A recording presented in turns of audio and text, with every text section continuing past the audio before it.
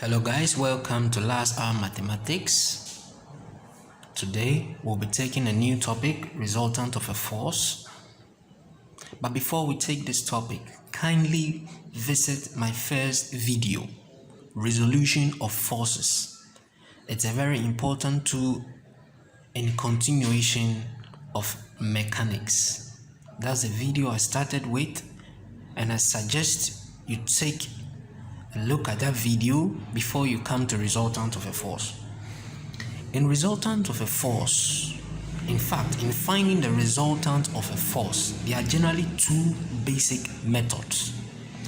The first one is the analytical approach, and the second is the graphical analysis. Under the analytical approach, we'll be looking at four theories. The first is Parallelogram Law of vectors. The second is the Lame's theorem. The third is coplanar forces. And the last is pure resolution, which I introduced in my first video, resolution of forces. So in this method, we'll be using resolution of forces to find the resultant force. Let's take a look at parallelogram law of vectors. This concept applies only to two forces. So when you are told to find the resultant of a force, when you have only two forces in consideration, you can use parallelogram law of vectors. So it's restricted to two forces only. So take note, only two forces. And these two forces can be in equilibrium or not. Whether they are in equilibrium or not, parallelogram law of vectors can still help you solve for the resultant force. The Lame's theorem deals with three forces only, and these three forces must be in equilibrium. When they are not in equilibrium, you cannot use it. So it's not like this. This is restricted to two forces. That's the parallelogram law of vectors is restricted to only two forces, and these two forces can be in equilibrium or not. Lame's theorem is restricted to only three forces, and all the three forces must be in equilibrium. Coplanar forces. Coplanar forces deals with two or more forces acting in a single plane, and they can be in equilibrium or not. Thus, those forces acting in that single plane can be in equilibrium or not. Now, let's come to the last method, pure resolution, to find the resultant of a force. This also deals with two or more forces, and they can be in equilibrium or not. What we are saying now is quite abstract, but don't worry, when we start the analysis, you will understand perfectly what I mean by these concepts, okay? So stay tuned. We'll be looking at parallelogram law of vectors and how we can apply them to solving the resultant of a force when we have only two forces in consideration, okay? So stay tuned, subscribe to my channel because we'll be doing a lot. So subscribe to my channel. So let's go forward to parallelogram law of vectors. Parallelogram law of vectors. I made mention of the fact that parallelogram law of vectors applies to only two forces, and these two forces can be in equilibrium or not. So we are about to use parallelogram law of vectors to find resultant of a force giving only two forces, with these two forces being in equilibrium or not. Let's go. Two forces, 12 newtons and 13 newtons, act on a particle at 30 degrees to each other. Find the resultant force and its direction.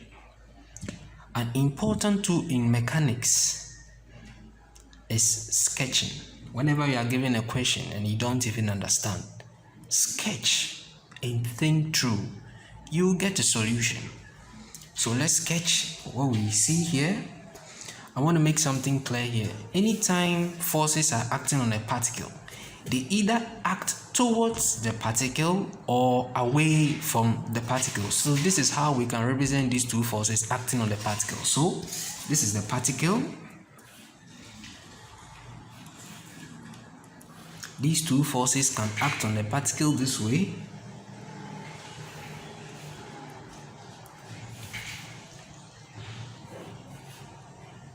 So both forces can act towards the particle or away from the particle. So you can represent it this way or this way. So this is a particle. You can let the forces act away from the particle. So I can put my 12 newtons here and my 13 newtons here. My 12 newtons here or my 13 newtons here. Either you use this or that, both gives you the same answer. So don't worry, you can choose any of them. So this is the first way of representing it, and this is the second way of representing it. So we have 30 degrees here, because it says here those two forces act on the particle at 30 degrees to each other. So we have 30 degrees here. And remember, you can interchange the forces. Okay, you can interchange the forces. So these are two different forces acting on this particle. These forces have their own components. Remember, watch my first video. These forces individually have their own components. But we want to use a different theory called Parallelogram Law of vectors to solve for the resultant. And this is how it goes. Generally, in vectors, when you want to add two vectors, say A and B, so let's say vector A is here and vector B is going here. You want to add these two vectors to get a resultant vector. What normally happens is we add the head of the first vector to the tail of the second vector. What do I mean by that? This is the head of this first vector. This is the tail of this first vector. This is the tail of the second vector, and this is the head of the second vector. You can choose this as your first vector. So you can represent here as your head of the first vector, tail of the first vector, head of the second vector, and tail of the second vector. You can interchange them, but what you need to know is tails go with heads when you want to find resultant. So when I want to find the resultant force between these two vectors, all I do is I transpose this. I don't change the direction. I transpose it and put it here this way. Okay, so I can raise this and put it here. So I transpose this here this way. So this is my vector A. So I add the head of the first vector to the tail of the second vector, and I connect the line from the tail of the first vector to the head of the second vector this way. And this is my resultant. Okay, that's a general concept. I know you are learning for its first time, but take a look at it, you understand. So this is how you would have the result. So you have your first vector A going here, you add it to the tail of the second vector B. So the head of this goes to the tail of this. That's how we add it. Then you add from the tail of the first vector to the head of the second vector, and this will always be your resultant. So in this method here, okay, this is the head of the first vector. This is the tail of the first vector. So the head of the first vector, this is the tail of the first vector, and this is the head of the second vector, and this is the tail of what? The second vector. But head doesn't go with head when you want to find the resultant. So what I need to do is to raise this first vector and put the tail at where I find the head of the second vector. So this is what I'm going to have. Or to make it simpler, let us put the tail here to the head of the second vector, because that's what's in your books. Okay, but what I was about to do would still give you the same answer, but let me stick to what you see in your book so you don't get confused. So I have my first vector here, 12 newtons. I raise the second vector and put the tail of the second vector to the head of the first one. So it goes this way.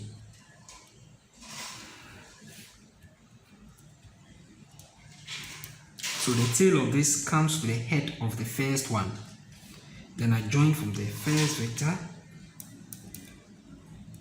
to to the last vector here, and this is my resultant. Okay, so this is what we have now. But you see, this resembles a parallelogram. That's when we transpose this force here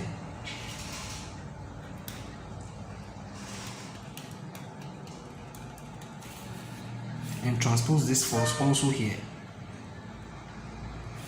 So that's when we transpose the 12 newtons here and transpose the 13 newtons here. You can see it follows a geometric shape of a parallelogram. That's why it's called Parallelogram Law of Vectors. Okay, so the question is, how can I find this R using this geometric shape? This will take us to a concept we call the cosine rule and the sine rule. I'll be treating trigonometry in other courses, but you need to review trigonometry also because it's very important here. So we'll be using two concepts, and I'll tell you why we use those two concepts. So right now we have to find R, which is our resultant force, and we need to use a concept to find. Remember, don't forget your 30. Your 30 was here, so you had this 13 newtons here. There was 30 degrees here. So when you bring this here, there was 30 degrees, and you move this here, so there's still 30 here. So this angle on a straight line, if you have 30 here, what do you have here?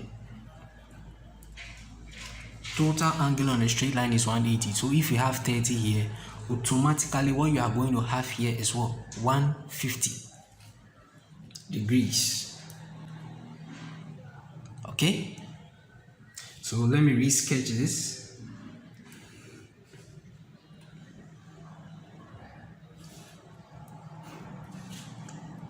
(150 degrees) and 13 newtons. Okay, 12 newtons, and this is my R. So basically you could go straight from here to here. I just wanted to explain what you need to go through to arrive at this shape, and this is the R that we want. If you are solving for a side or an angle in a specific triangle, and that triangle is not a right angled triangle, you cannot use sine theta, you cannot use cos theta, and you cannot use tan theta, because these three basic trig ratios applies to right angled triangles. This is not a right angled triangle. Look at the angle here, it's not 90, it's 150. So if this angle here is not 90, you cannot use this, and you are going to resort to a concept we call the cosine rule and the sine rule. I know some of you are familiar with this concept, but for the sake of those who don't understand, let me take a look at them so all of us are on the same page. Okay, so let me take this here. So let's go to the cosine rule. We are currently facing a problem where we can't use the Pythagoras theory because we don't have 90 degrees in our triangle, and we want to resort to the cosine rule to do that. Assuming I have a triangle this way,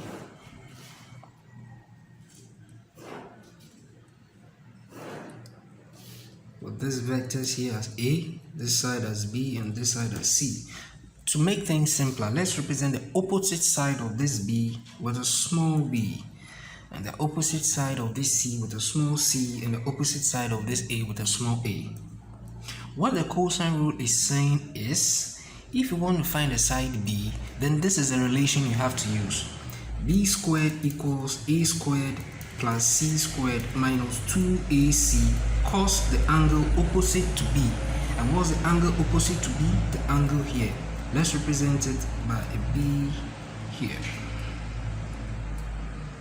Now, assuming we're looking for the side A squared will be equal to a C squared plus a B squared minus a 2CB cos the angle opposite to A. And what's the angle opposite to A? An A here. Now let's look for the side C. C squared will be equal to what? Let's go. A B squared plus an A squared minus a 2BA cos the angle opposite to C. And what's the angle opposite to C here? So this is what the cosine rule is saying. So what it wants to tell us is, okay, if you need a side B, then you need to know A you need to know C, and you need to know the angle opposite to B, which is the capital B here. Okay, that's what you do to find the side.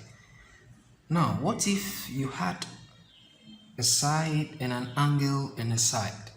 Okay, so just look at the relation and see what can I make the subjects provided I have these values. That's basically what we want to see. If you want to find A, then you need to know C, you need to know B, you need to know A. That's the angle opposite to this A. If you want to find this C, you need to know B, you need to know A, you need to know the angle opposite to this C. Okay? Now, there's another theorem also called the sine rule, which goes with this. What the sine rule says is this side over the sine of this opposite angle, that's B over sine B, is equivalent to this side over the sine of the opposite angle, and is equivalent to this side A over the sine of the opposite angle to A. So this is the cosine rule, and this is the sine rule.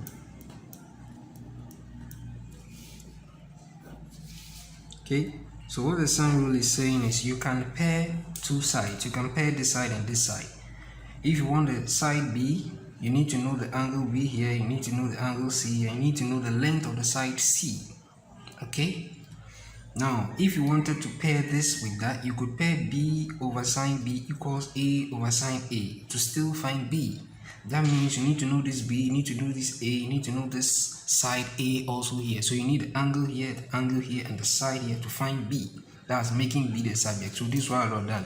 B on the sine B equals A on the sine A. So I just send the sine B here to find the side B. So you can pair them depending on the side or the angle that you want. Let us see how we use them in this question. But let me bring to your notice, never mix lengths with forces.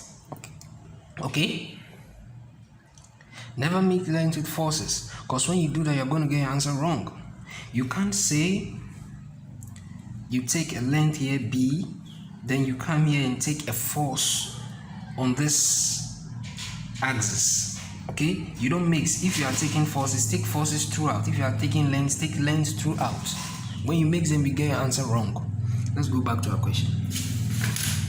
This is what we want to find. We want to find the side R using the cosine rule. So let me sketch it here.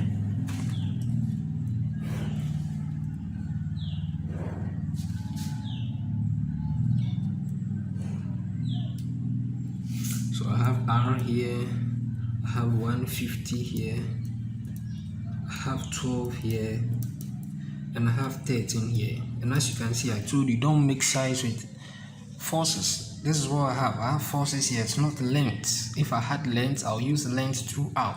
This is why I have forces. So let's represent the R. So from what we had here, what do? We have an angle here unknown, we have an angle here unknown. If I was looking for the side R using the cosine, I would have said R squared equals this side squared plus this side squared minus 2 times 12 times 13 cos the angle opposite to R, which is what? 150. So I take my calculator.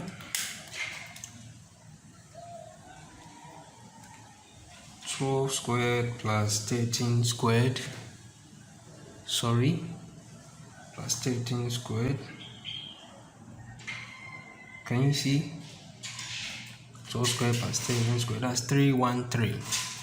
So I have 313 here, minus, let's do this and that. So I have 2 times 12 times 13, that's 312. So I have 312 cos 150. It's good to analyze it this way.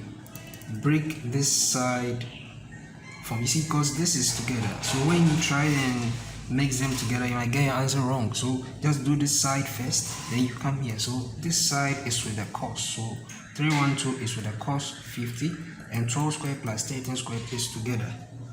So let's solve for this side. 312 cos 150, 312 cos 150. That gives me a negative 270.199926. And I have 313 here, r squared. So my r squared equals 313 minus, take note. We had 313 cos 150. This is a negative answer. Remember, we already had a negative, so we have two negatives making what? A positive. So I have 313 plus 270.199926. So I have 313 plus 270.199926. This gives me 583.199926. So my r equals to the root of this answer.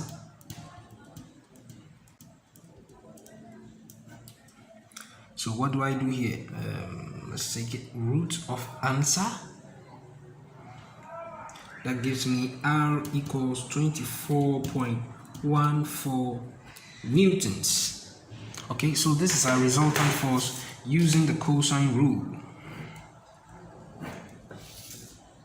Okay, hope you understand it. Now we are asked also to find the direction. The direction of the resultant in your syllabus is normally specified in relation to a specific force. So I can say, okay, I have a resultant 24.14 newtons inclined at an angle of, let's say, blah blah blah to the 13 Newton force. Okay, normally that's how your angles are presented in your syllabus. Of course, you can draw an imaginary axis here and take your direction in respect to the North Pole right up to where the force is. Okay, but you can also take your angle here and say, okay, my angle is 24.14 newtons at an inclined at an angle of blah blah blah to the 13 Newton force. So let me find this angle and use that as my direction. Okay, in finding this angle, it will be very good to use this. Okay, in finding my angle here, it will be very good to use this. Because how do I find my angle here? I could have said 12 over the sine of the opposite angle equals this side over the sine of the opposite angle, which is easy. So I could have said, okay, now that I know that r is what? 24.14 newton, I could have said 24.14 over the sine of the opposite angle, which is what? 150, equals another side, which is what? 12 over the sine of its opposite angle, which is alpha. So that's what I meant by the sine rule. You could pair sides depending on what you want. So let's find the sine, let's find alpha. Let's cross multiply. So what we have is 24.14 sine alpha equals 12 sine 150. So I divide through by 24.14. So let's go here. Sorry for the inconvenience. Let's go here. So I can say that sine of alpha equals 12 sine 150 over 24.14.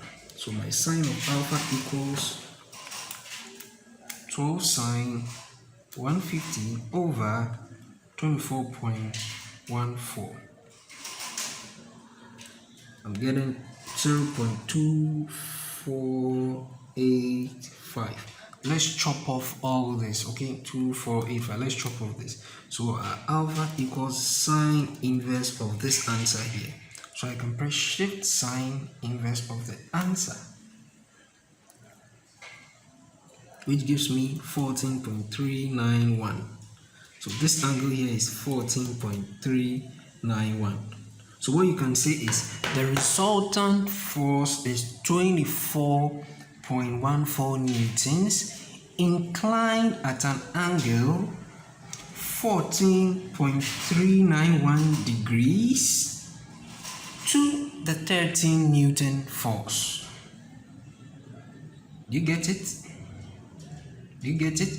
So that's how you represent your resultant force, so the magnitude and the direction, but we take the direction with respect to the 13 Newton force. If you wanted to take the direction with respect to the North Pole, you know here is 90. So you are left with this angle here, which is gamma.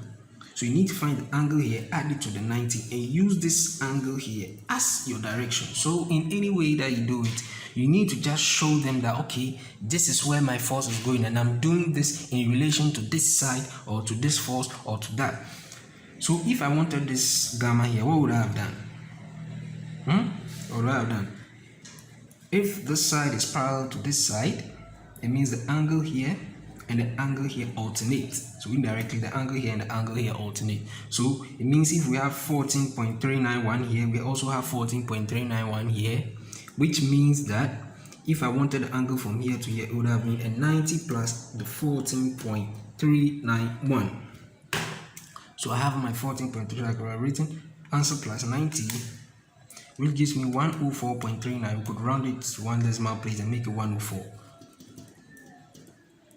So in magnitude direction format, which I taught in my first video, you could have said the resultant force equals a 24.14 newtons at an angle of 104 degrees. This is in magnitude direction format. But in your syllabus, the angles are normally stated this way. What you write is resultant force equals 24.14 newtons at an angle of 14.391 degrees to the 13 Newton force. So you can state your direction this way, your magnitude direction this way, or state it in this format. In any ways, you'll still be good. Hope you understand this. Meet me in my next video. We'll be looking at the Lami's theorem using the analytical approach, and little by little we are getting more into mechanics. Subscribe and stay tuned.